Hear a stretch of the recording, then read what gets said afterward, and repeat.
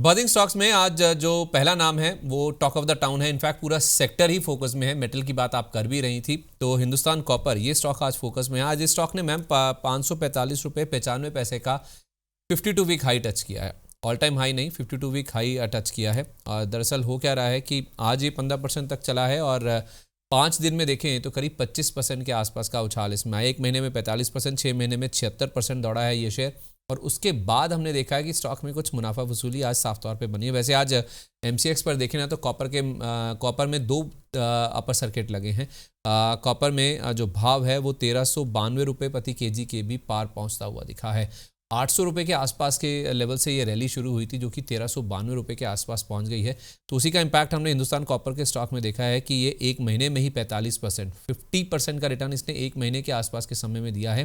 और आज ma'am higher level से हुई है प्रॉफिट बुकिंग, जैसा आपको चार्ट में दिख भी रहा है। कहाँ 545-95 और कहाँ 490 रुपये के आसपास। 55 रुपये हायर लेवल से ये स्टॉक अपने सरेंडर कर चुका है। और पीयूष पराशर जी का सवाल था, जिन्होंने पूछा भी था कि इनके पास 529 रुपये 40 पैसे पर शेयर रखा हुआ है। तो मैम आई थिंक इन्होंने हाल फिलहाल लिया या तो फिर आज ही लिया है, तो ऊपर के लेवल पे ले लिया है। क्या वापस भाव आ जाएगा वहां तक? पहले मैं एक डिस्क्लोजर देना चाहती हूँ। हालांकि आप लोगों के प्लेटफॉर्म के थ्रू तो कई बार ये स्टॉक्स के नाम आए हैं, सेक्टर के नाम आए हैं, बट ये ट्रेड हमने अपने मेंबर्स के पास भी रिकमेंड किया था ऑन 12 ऑफ दिसंबर। 12 दिसंबर को 360-70 पर इसको बाइंग रिकमेंड किया था, जिसमें 415 और 500 हमारे टारगेट्स थे कि ये मिड टर्म के व्यू में ये टारगेट्स आपको मिल जाएंगे। ये व्यू के साथ में ये ट्रेड दिया गया था एंड 500 का जो टारगेट था वो आज अचीव हुआ है। So according to our analysis जो 500 के टारगेट थे वो पूरे के पूरे हिट हो गए एंड ये पूरा मूवमेंट हमारे मेंबर्स को भी मिल पाया and I am happy for that. In fact जो भी व्यूअर्स हमको रेगुलर देखते हैं उनको भी मिल पाया होगा।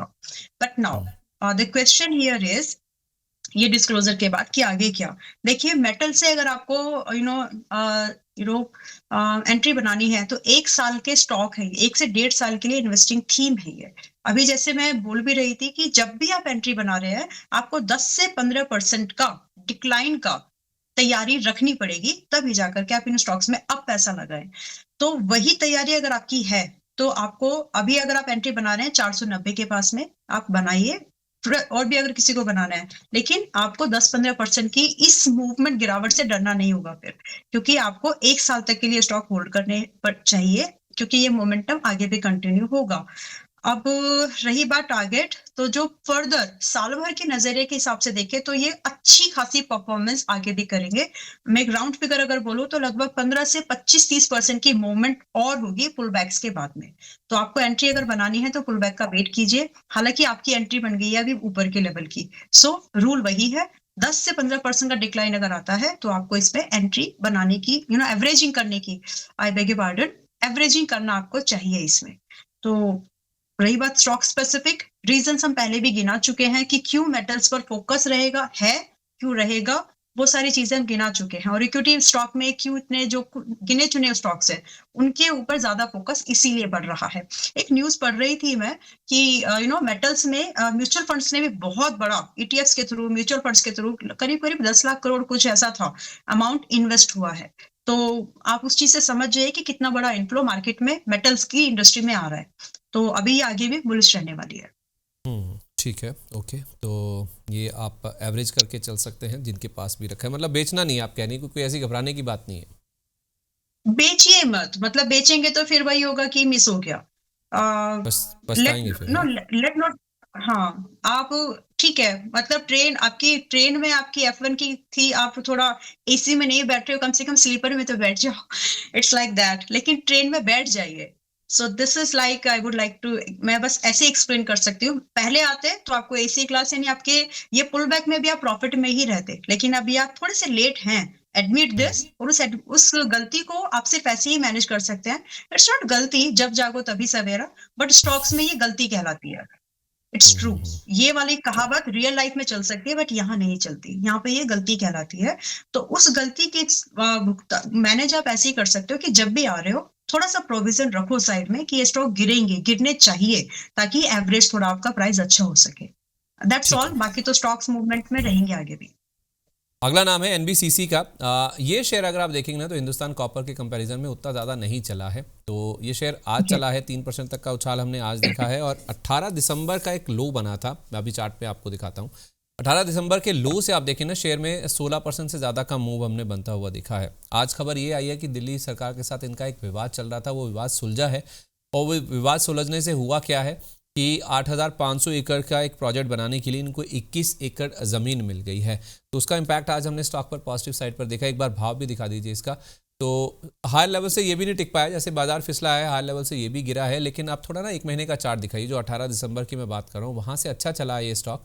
18 दिसंबर का जो लो बना था, ये जो बीच वाला आप देख रहे हैं जो ट्रफ बना है ना नीचे की तरफ, वो वाला प्राइस दिखाइए। वहाँ से स्टॉक चलना शुरू हुआ था और ये इधर वाला जो ये वाला लो है, दूसरा वाला इस तरफ, उस लो को आप देखिए। तो वहाँ से मैम स्टॉक चला काफ़ी अच्छा है और आज थोड़ा हाई लेवल से प्रॉफिट बुकिंग हुई है इसमें और अपमूव तेज़ी बाकी है। आप इसको डिप में खरीदे तो आपके लिए अप मूव की पोटेंशियल रहेगी। 110 रुपए should be the stop loss, लेकिन बाइंग 122 पर नहीं। बाइंग के लिए आपको कम से कम 115, 118, 2-3 ये आपको रुपीस में कम लग रहा होगा, बट इट्स लाइक परसेंटेज 3-4% का डिप और पॉसिबल है। मंडे ट्यूसडे तक पॉसिबल ही हो जाना चाहिए। तब आप इसमें 110 रुपए के स्टॉप लॉस पर आप इसमें टारगेट की एक्सपेक्टेशन 135 ऑनवर्ड्स अप टू 150 के लिए आ सकते हैं। और ये स्टॉक अभी उतना नहीं चला है जितने कि बाकी स्टॉक्स चल पड़े हैं। सोच समझ के इसमें थोड़ा सा डिप का वेट करके एंट्री बनाने का विचार करें, बट 122 को अवॉइड करो, 118, 115 के पास बनाइए ताकि रिस्क कम ठीक हो है, जाए। ओके, ठीक है। एक नाम है, बहुत रेयरली उसका जिक्र होता है, लेकिन अभी पिछले 2-3 दिन से काफ़ी चर्चा में है ये स्टॉक। स्टॉक का नाम है जॉन कॉकरिल इंडिया के नाम से। आज इस स्टॉक में 8.5% का मूव हमने देखा और 2 दिन में ही स्टॉक 15% भाग चुके हैं। यानी कि शुक्रवार से स्टॉक में मूव स्टार्ट हुआ था, जो कि आज भी कंटिन्यू होता हुआ देखा है। और ये इसलिए कंटिन्यू हुआ क्योंकि एक दिग्गज निवेशक है रमेश दमानी साहब, उनका नाम इस कंपनी के साथ जुड़ता हुआ दिखा। इन्होंने बल्क डील के जरिए इस कंपनी में 13 करोड़ रुपए का इन्वेस्टमेंट किया है। इसके कुछ 27,500 शेयर खरीदे हैं और 4,704 रुपये 45 पैसे ये भाव है, ये औसत भाव है जिसके ऊपर शुक्रवार को उन्होंने खरीदारी की है। 13 करोड़ रुपए का इन्वेस्टमेंट किया है। इसी वजह से स्टॉक में हम देख रहे हैं कि मूव काफ़ी स्मार्ट है और आज अभी भी 8.5% की तेज़ी के बाद 4.25% के आसपास का मूव बचा हुआ है। इसके चार्ट्स क्या बता रहे हैं ma'am? Volume I am sure कम होते होंगे इस पर क्योंकि टिकट साइज ज़्यादा है। इसमें कुछ है दमखम और ऊपर जाने का? इंडस्ट्री अच्छी लग रही है, जो ये गैल्वेनाइज्ड प्रोडक्ट्स, ये जो इट्स लाइक आप दूसरों के प्रोडक्ट को प्रोसेस करके बेच रहे हो। तो इट्स जहां तक मैं समझ पा रही हूँ, ओईएम का काम ये काफी करते होंगे। तो यस, अगर आप इस थीम को मेटल्स की बात करें तो मेटल इंडस्ट्री के लिए एक प्रॉक्सी इन्वेस्टमेंट की थीम है ये। क्योंकि अगर मेटल्स बनेंगे, चाहे कुछ भी बनाइए, आप पाइप बनाइए, एंगल्स बनाइए, एनी प्रोडक्ट, तो उन प्रोडक्ट्स को सपोर्ट करने के लिए जो एक कोटिंग वगैरह का जो काम है वो ये करते हैं। तो वो लाइन है, वो पूरा प्रोसेसिंग यूनिट है उनके पास में। So it's a kind of a metal को सेकंड लेयर का प्रॉक्सी इन्वेस्टमेंट की एक थीम को तरह से आप इसको लेकर के चल सकते हैं। सो यस, आप इनकी बाइंग तो अभी प्रॉफिटेबल है, बट अगर आप एक एंट्री के बारे में सोच रहे हैं, so you got to be cautious with your allocation, because छोटी कंपनी रहेगी। और जो पॉसिबल टारगेट्स हैं आपको यहाँ पर करीब करीब बड़े टारगेट से, मैं मेरे चार्ट को ना छोटा करके देखती हूँ ताकि एक बड़ा आउटलुक मिल जाए। तो कई बार टारगेट्स भी बड़े मिलते हैं और स्टॉप लॉस भी कंपैरेटिवली छोटे बड़े ही रहते हैं। तो अभी ये 5,250 के आसपास है, बट यहाँ से भी हमको 5,800 फर्स्ट एंड क्लोज टू 6,400 का दूसरा टारगेट हमको आसानी से मिल सकता है। नाउ इसको स्टॉप लॉस कितना मेंटेन करें? इस स्टॉक की नेचर है कि 200 दिन के मूविंग एवरेजेस पर एक बार ब्रेकआउट के बाद ये भी सपोर्ट लेता है, and it is likely to take support this time also, क्योंकि जो वैल्यूएशन है में आप कंफर्ट नहीं देख सकते, लेकिन जो प्राइस एक्शन है वो आपको सपोर्ट दे रहा है। तो यहाँ पर 4,200 का सपोर्ट स्टॉप लॉस के साथ इसमें फ्रेश एंट्री करंट प्राइस पर भी बनाई जा सकती है। ठीक है, ओके। मेरा सवाल एक्चुअली यही था, क्या इन लेवल्स पर भी फ्रेश एंट्री ली जा सकती है? यस, तो आपने जवाब दे ही दिया उसका। तो अगले स्टॉक की ओर बढ़ते हैं जिसका नाम है कोफोर्ज। कोफोर्ज में मैम पिछले हफ्ते से ये स्टॉक इनफैक्ट फोकस में है। आज हुआ क्या है कि मजबूत शुरुआत के बाद हायर लेवल से स्टॉक फिसलता हुआ दिखा है। अब इसमें खबर पिछले शुक्रवार की है, जब इनकी बोर्ड बैठक होनी थी और उस बोर्ड बैठक में इन्होंने $550 मिलियन या $55 करोड़ का कहें तो QIP के जरिए फंड जुटाने को अप्रूवल दे दिया। और उसके साथ साथ एनकोरा, ये नाम चल ही रहा था मार्केट में शुक्रवार को कि ये एक्विजिशन कर सकते हैं $2 बिलियन की रकम में। $1.89 बिलियन में ये एक्विजिशन किया गया है इनकी ओर से, और इसके लिए एक प्रेफरेंशियल इशू का रूट है जो कि अपनाया गया है। ये 1815 रुपये के भाव पर 9.4 करोड़ शेयर इशू करके ये अपनी हिस्सेदारी खरीद रहे हैं या फिर कंपनी में एक्विजिशन कर रहे हैं। तो जो एनकोरा के शेयर होल्डर्स हैं उनके पास भी 20% के आसपास की हिस्सेदारी बचेगी। ये डील 4 से 6 महीने में पूरी होने की उम्मीद है। एनकोरा के शेयर होल्डर्स की अगर आप बात करेंगे ना तो उसमें आपको एडवेंट इंटरनेशनल, जहां से ये हिस्सेदारी खरीद रहे हैं, और वार्बर्ग पिंकस के नाम शामिल हैं। तो कोफोर्ज ने बोला तो है कि ये जो डील है इनके लिए EPS एक्रेटिव है, FY27 से इनके लिए पॉजिटिविटी आना शुरू हो जाएगी, लेकिन एक्सपेंसिव है ये डील, ऐसा ब्रोकर्स की रिपोर्ट में बोला गया है। ब्रोकर्स ने टारगेट तो ऊपर के दिए हैं, लेकिन हाँ ये ज़रूर कह रहे हैं कि जिस भाव पर इन्होंने डील की है वो इनके लिए शायद थोड़ा सा दिक्कत हो सकती है। तो आपका व्यू क्या बनना है मैम, चार्ट वाइज कैसा दिख रहा है ये? मैं कोफोर्ज को, देखिए न्यूज़ पॉजिटिव है। कोई कंपनी, इंडियन आईटी कंपनी अगर कोई एआई कंपनी का एक्विजिशन कर रही है तो उसके लिए एक अच्छी न्यूज़ है। और कभी एक बार, पिछली बार जब हम कभी बात भी कर रहे थे कि एआई के नाम पर एआई बबल में बस्ट होते समय हमारे ऊपर कितना डेंट आ सकता है, तो कुछ खास था नहीं अपने पास खोने के लिए, धीरे-धीरे आ रहा है।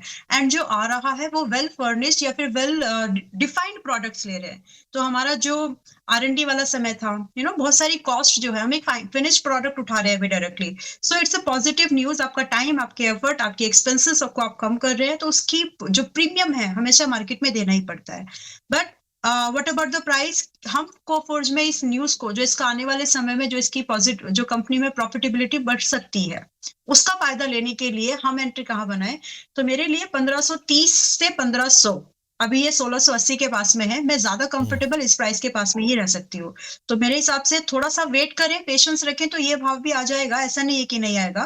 तो थोड़ा वेट करना ज्यादा बेटर है, क्योंकि अगर आप अभी एंट्री बनाते हैं तो आपका रिवॉर्ड उतना नहीं है जितना कि आपका रिस्क है, क्योंकि यहाँ पर आप 1400 के कम से स्टॉप लॉस पर आप काम नहीं कर पाएंगे। So try to get a better entry, so that आपको 1850 से लेकर के 2000 के टारगेट आपको मिल सके, and it will be a very favourable risk reward in that time. तो थोड़ा सा वेट एंड वॉच करिए, एक अच्छी एंट्री के लिए मिल जाएगा। ठीक है, तो डिप का वेट कर लीजिए और नीचे आ सकता है ये। जो लेवल्स आपको बताएंगे उनका वेट कर लें, वहाँ पे एंट्री करना शायद आपके लिए ज़्यादा बेटर होगा। तो फिलहाल के लिए आप इसको अवॉइड करें तो ज़्यादा बेटर है, या डिप्स का वेट कर लें, यूँ कह सकते हैं आप। अच्छा, दूसरा नाम है सिगाची इंडस्ट्रीज़। इसको देखिए, आज स्टॉक ने अपना नया 52 वीक लो टच किया है। 30 रुपये 50 पैसे का लेवल इसने छुआ है, और वजह वाजिब है क्योंकि इनके ना मैम 30 जून 2025 को ना इनके एक प्लांट में आग लगी थी। वो हादसा हुआ था ना, उसकी जांच चल रही है, और उसी के सिलसिले में ना इनके जो MD एंड CEO साहब हैं, अमित राज सिन्हा जी, उनको रिमांड पर लिया गया है। तो हैदराबाद का इनका प्लांट था जिसमें ये आग लगी थी। उस समय स्टॉक में बड़ी गिरावट हमने देखी थी। ये आप 6 महीने का चार्ट देखेंगे ना, आपको दिख भी जाएगा, उस समय फॉल आया था शेयर में, और वो मामला अभी तक सुलझ नहीं रहा है। और जो MD एंड CEO साहब को बुलाया गया, रिमांड किया गया ना इस जांच के सिलसिले में, उसका इम्पैक्ट आप देखिए स्टॉक में आज भी दिख रहा है। तो इस स्टॉक में मैम 52 वीक लो के आसपास कोई अपॉर्चुनिटी है? क्योंकि जो फंसे हुए हैं उनके लिए भी राय दीजिएगा। जो फंसे हुए हैं, आप पहली बात तो एवरेज मत करो, और जो नहीं फंसे हैं, फील योर सेल्फ हैप्पी। अभी इससे दूर रहने में ज्यादा बेटर है फिलहाल के लिए। देखिए, हर चीज 52 वीक्स के लो पर उठाना नहीं होता। आपको वो भी देखना है कि टेक्निकल फंडामेंटल्स क्या, न्यूज फ्लो क्या है उसके अराउंड में, क्या सिर्फ हल्की फुल्की न्यूज है। लेकिन ऐसी छोटे साइज की कंपनी या जो स्मॉल कैप कंपनीज है, अगर उसके MD डायरेक्टर्स को अगर आप ऐसे एक सीरियस एलिगेशन अगर उनके ऊपर लग रहे हैं, बिजनेस एफिशिएंसी इंपैक्ट होती है, और उस छोटी कंपनीज में स्पेसिफिकली। और वहां पर आने वाली कंपनीज में भी फिर क्या होता है कि जो आपके ऑर्डर्स हैं, आपके ऑर्डर बुक के ऊपर बहुत बड़ा इम्पैक्ट पड़ता है। अब इसको कोई कितना सीरियस आप इसको लेमैन की भाषा में समझिए। तो अगर घर का करता धरता ही अवेलेबल नहीं है, और छोटा घर है, छोटी कंपनी है, तो वहां पर दिक्कत होती है। तो वो चीज को समझते हुए फिलहाल थोड़ा सा दूरी बनाइए। यस, रही बात इसमें वापस एंट्री कहाँ पर बना सकते हैं या फिर एवरेज, तो मेरी नजर में अगर आप देखेंगे तो 24 रुपए 23 रुपए आ सकता है ये। तो वहां पर हम चाहें तो वापस एक बार सोच सकते हैं एवरेजिंग करने का, लेकिन फिलहाल फ्रेश बाइंग नहीं करना, एवरेजिंग नहीं करना, ये एक व्यू रहेगा। That's the view. बाकी जो लोग एवरेज करने का सोच रहे हैं, नया पैसा मत डालो। That's the only opinion I should share here. ठीक है, तो don't catch the falling knife, यही आपके लिए राय है सिगाची इंडस्ट्रीज़ की। जहाँ तक बात है, एवरेजिंग करनी है, जो फंसे हुए हैं उनके लिए लेवल्स अलग हैं, वो थोड़ा और नीचे आने दीजिए। तब उसके बारे में सोचा जाएगा। इस कड़ी में आखिरी नाम है मैम एमएमटीसी का। एमएमटीसी में हमने देखा है कि आज 11% तक का अप मूव बना है। आज ही नहीं बल्कि 2 दिन से हम देख रहे हैं कि स्टॉक काफ़ी अच्छा चल रहा है। 2 दिन में देखें तो करीब करीब 24% का मूव इसमें आ गया। सोने चांदी की जो तेज़ी है, रिकॉर्ड रन जो चल रहा है, उसी का इम्पैक्ट हमने इस स्टॉक में बनता हुआ दिखा है। और अब कोई सोचेगा कि आखिरकार इस कंपनी की कहाँ, इससे क्या लेना देना है। तो घरेलू मार्केट में देखिए चाहे आप विदेशी मार्केट्स में देखें, सोना चांदी रिकॉर्ड ऊंचाई पर है। और ये कंपनी अगर आप देखेंगे एक सरकारी कंपनी है और ट्रेडिंग के कारोबार में है, तो सोना चांदी के भाव जितने बढ़ेंगे, जो ये इंपोर्ट एक्सपोर्ट करते हैं बाकी लोगों के लिए, एक नोडल एजेंसी है ये, तो उसका फ़ायदा इनको मिलता है। इनके मार्जिन्स बढ़ेंगे ऑब्वियसली अगर प्राइस रिलेटेड हैं, तो उसी वजह से हम देख रहे हैं कि एमएमटीसी में भी गेंस काफ़ी अच्छे बने हैं। तो हिंदुस्तान कॉपर ऑलरेडी हमने डिस्कस कर लिया। अब मेटल्स की जो रैली शुरू हुई है ना, उसका इम्पैक्ट कहीं ना कहीं एमएमटीसी के स्टॉक पर भी, जो second run of bull run होता है ना किसी भी सेक्टर में या तेज़ी का, उसका इम्पैक्ट अब स्टॉक में दिखने लगा है। तो इसमें मेधानी, अब एमएमटीसी भी पार्टिसिपेट करने लगे हैं। ये मूव और कंटिन्यू हो सकता है या फिर मुनाफा बुक करके निकल जाएं जिनके पास नीचे का लिया हुआ है?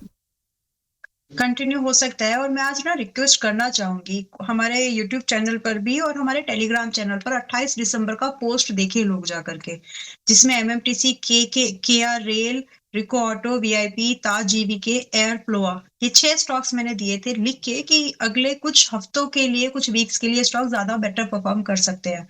एंड उसमें से 3 स्टॉक आज अच्छा खासा परफॉर्म कर भी रहे हैं। सो कंसिडरिंग दैट स्टेटमेंट, अभी भी मैं इस पे I am stick to it. और ये मूवमेंट रुकेगी नहीं अभी, क्योंकि जब भी कोई रेस होती है तो पहले बहुत जो मजबूत घोड़ा होता है पहले वो भागता है, पर उसका देखा देखी बाकियों को भी जोश आता है और वो भी भागते हैं।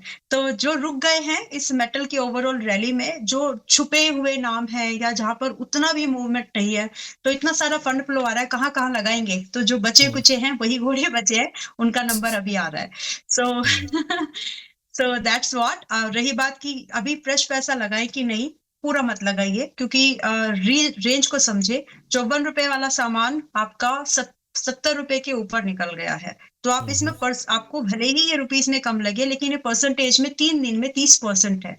तो जायज बात है कि ऐसे ऐसे जगह पर आकर के थोड़ा बहुत प्रॉफिट बुकिंग एक्सपेक्टेड होती है। टेक्निकल एस्पेक्ट्स में जो ट्रेडर होते हैं, जो शॉर्ट टर्म के लिए आते हैं, उनके लिहाज से वो 5-10% के प्रॉफिट को बुक करते हैं।